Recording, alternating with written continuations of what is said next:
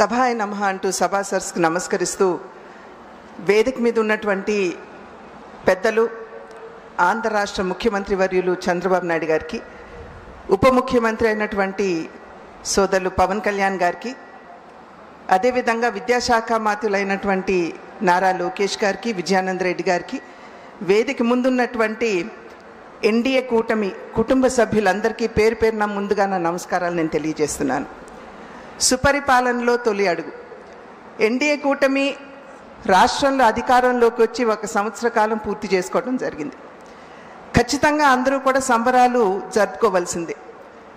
నరకాసుర వధ జరిగిన తర్వాత మనం అందరం కూడా దీపావళి అనేది జరుపుకుంటూ ఉంటాం. 5 సంవత్సరాల దుష్ట పరిపాలన మనం చూసినటువంటి సందర్భంలో దాన్ని అంతమొందించి 1 సంవత్సర కాలం కావస్తున్నటువంటి నేపథ్యంలో ఖచ్చితంగా ఆంధ్ర రాష్ట్ర ప్రజలందరూ కూడా సంబరాలు జరుపుకుంటున్నటువంటి విషయం మనందరికీ తెలుసు. అయితే ఈ నేపథ్యంలో ప్రజలందరూ సంబరాలు జరుపుకుంటున్నప్పుడు ప్రజలు నమ్మకంతో, విశ్వాసంతో గెలిపించినటువంటి ప్రజాప్రతినిధులందరూ కూడా మరి ఒక్కసారి ప్రజాసేవకి పునః అంకితం కావాల్సినటువంటి సమయం ఇది అని చెప్పి నేను గట్టిగా విశ్వసిస్తున్నటువంటి విషయం. ఏ విధంగా రాష్ట్రంలో కూటమి అధికారంలోకి వచ్చి 1 సంవత్సర కాలం జరుగుతుందో అదేవిధంగా కేంద్రంలో కూడా కూటమి ఇప్పుడు దగ్గర 11 సంవత్సరాలు జరిగినటువంటి నేపథ్యం. అయితే ఈ 11 సంవత్సరాల కేంద్ర కూటమి యొక్క ప్రస్థానంలో అంకిత భావం, అదేవిధంగా సేవా తత్పరత, దానితో పాటుగా సడలని సంకల్పం, ఇవన్నీ కూడా మనం ఈ 11 సంవత్సరాల కాలంలో మనం చూసాం.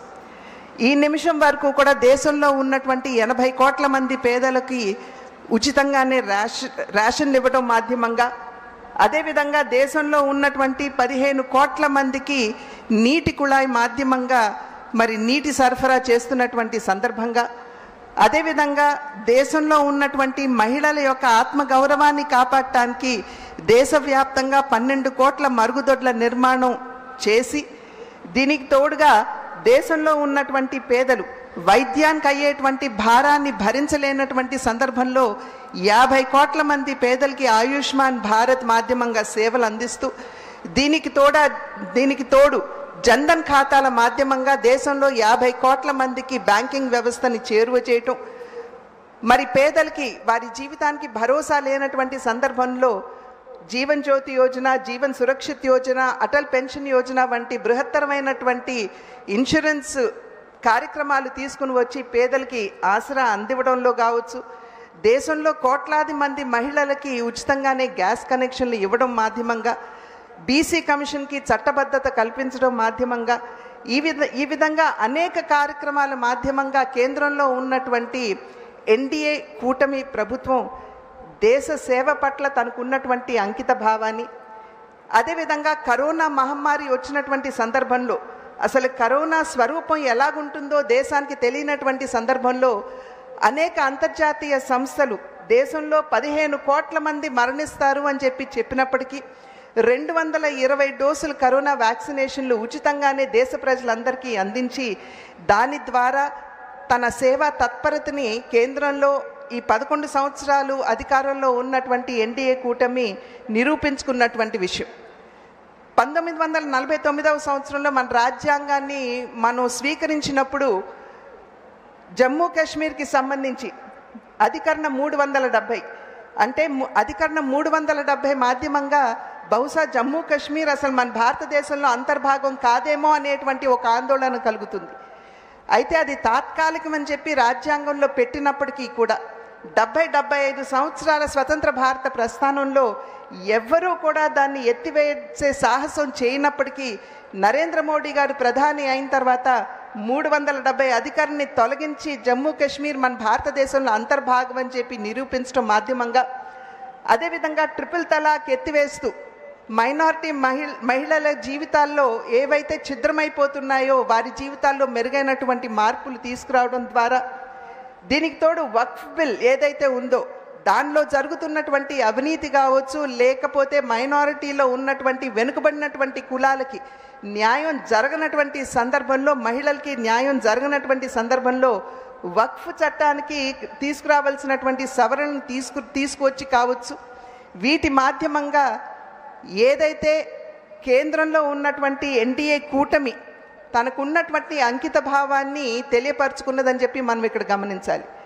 2014వ సంవత్సరానికి ముందు మన దేశంలోకి పొరుగు దేశమైనటువంటి పాకిస్తాన్ ఏదైతే ఉగ్రవాదాన్ని పెంచి పోషిస్తుందో అక్కడి నుండి ఉగ్రవాదులు మన దేశంలోకి చొచ్చుకుని వచ్చి మన సైనికుల్ని హతమార్చి వారి తలల్ని మొండం నుండి వేరు చేసి జ్ఞాపికలుగా వారి దేశానికి తీసుకుని వెళ్ళిపోతుంటే ఏమి చేయలేనటువంటి పరిస్థితి అప్పట్లో ఉన్నా, ఆ తరువాత పఠాన్కోట్ అదేవిధంగా ఉరి ఈ సంఘటనలో మన సైనికుల్ని హతమార్చినప్పుడు ముష్కరులు వెంటనే వారి భూభాగంలోకి వెళ్ళి అక్కడ ఉన్నటువంటి ఉగ్రవాద స్థావరాన్ని ధ్వంసం చేయడం మాధ్యమంగా, మరి మొన్న జరిగినటువంటి ఏప్రిల్ 22వ తారీఖున పాకిస్తాన్ నుండి ముష్కరులు మన దేశంలోకి చొచ్చుకుని వచ్చి అమాయకులైనటువంటి మన భారత పౌరుల్ని చంపినటువంటి సందర్భంలో ఒక్కసారి మనం అందరం కూడా ఇక్కడ ఆలోచించాలి.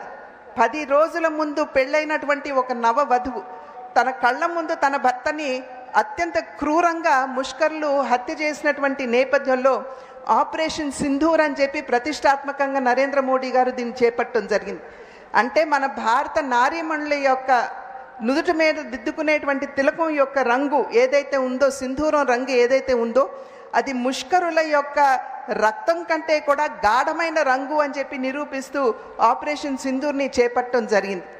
ఇవన్నీ ఒక్కసారి మనం తిలకించినట్లయితే కేంద్ర ప్రభుత్వానికి ఉన్నటువంటి అకుంఠిత దీక్ష మరియు సడలని దృఢమైన సంకల్పానికి నిదర్శనంగా మనం భావించాలి. ఇదే సందర్భంలో అనేక పలుమార్లు నరేంద్ర మోడీ గారు మాట్లాడుతున్నటువంటి నేపథ్యంలో వికసిత్ భారత్ 2047వ సంవత్సరం లక్ష్యం అని చెప్పి అనేక సందర్భాల్లో వారు చెప్పారు. ఇక్కడ మనం వికసిత్ భారత్ అంటే అర్థం మనం ఒక్కసారి ఇక్కడ గమనించాలి. వికసిత్ భారత్ అంటే కేవలం ఆర్థిక పరంగా దూసుకుపోతున్నటువంటి భారతదేశం కాదు. వికసిత్ భారత్ అంటే పెరిగిపోయినటువంటి జాతీయ స్థూలోత్పత్తి కలిగినటువంటి భారతదేశం మాత్రమే కాదు. వికసిత్ భారత్ అంటే మెండుగా మన దేశంలోకి పెట్టుబడులు వరదల్లాగా రావడం మాత్రమే కాదు. దీని మాధ్యమంగా, వీటన్నిటి మాధ్యమంగా వచ్చేటువంటి లాభాలు ఏవైతే ఉన్నాయో వాటిని ఎప్పుడైతే మనం నిజమైనటువంటి హక్కుదారులకి, లబ్ధిదారులకి మనం అందిస్తూ వారి జీవితాల్లో మెరుగైనటువంటి మార్పుని తీసుకురాగలమో అదమే నిజమైనటువంటి వికసిత్ భారత్ అని నరేంద్ర మోడీ గారు అనేక సందర్భాల్లో స్పష్టం చేసినటువంటి మాట. అయితే వికసిత్ భారత్ని సాధించాలి అని అంటే వికసిత్ రాష్ట్రాలు చాలా అవసరం. అంటే వికసిత్ ఆంధ్ర రాష్ట్రం కూడా మనకి చాలా అవసరం అనేటువంటి విషయం మనం ఇక్కడ అర్థం చేసుకోవాల్సినటువంటి అంశం. గత సంవత్సర కాలంగా మనం చూస్తున్నాం, అంతకుముందు ఆంధ్ర రాష్ట్రంలో అభివృద్ధి అన్న పదానికి తావు లేకుండా అప్పుల ఊబిలోకి నెట్టివేయబడినటువంటి ఆంధ్ర రాష్ట్రాన్ని ఇవాళ రథసారథుల్లాగా ముఖ్యమంత్రి వర్యులు చంద్రబాబు నాయుడు గారు, అదేవిధంగా ఉప ముఖ్యమంత్రి వర్యులు పవన్ కళ్యాణ్ గారు, వారు రాష్ట్రాన్ని అభివృద్ధి పదంలో నడిపించడానికి వారు చేస్తున్నటువంటి కృషి మనందరికీ తెలియనటువంటి విషయం కాదు. మన టేబుల్ మీద పుస్తకాలు పెట్టారు. ఈ సంవత్సర కాలంలో ఏమేమి చేశామో వారు అన్ని వివరాలు కూడా మనకి తెలియజేయటం జరిగింది. కనుక ఖచ్చితంగా నరేంద్ర మోడీ గారి సహకారంతో రథసారథులుగా ఉన్నటువంటి చంద్రబాబు నాయుడు గారు, పవన్ కళ్యాణ్ గారి నాయకత్వంలో ఆంధ్ర రాష్ట్రం ఖచ్చితంగా ముందుకు దూసుకువెళ్ళేటువంటి అవకాశం ఉన్నది.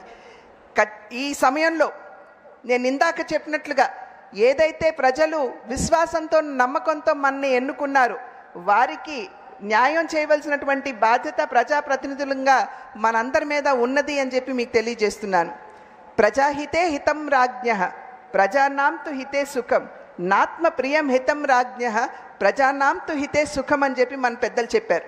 అంటే నిజమైనటువంటి రాజు ఎవరైతే ఉంటారో వారు తనకి కావాల్సింది, తనకి సంతృప్తి ఇచ్చేటువంటి విషయం మాత్రమే వారు చేయరు.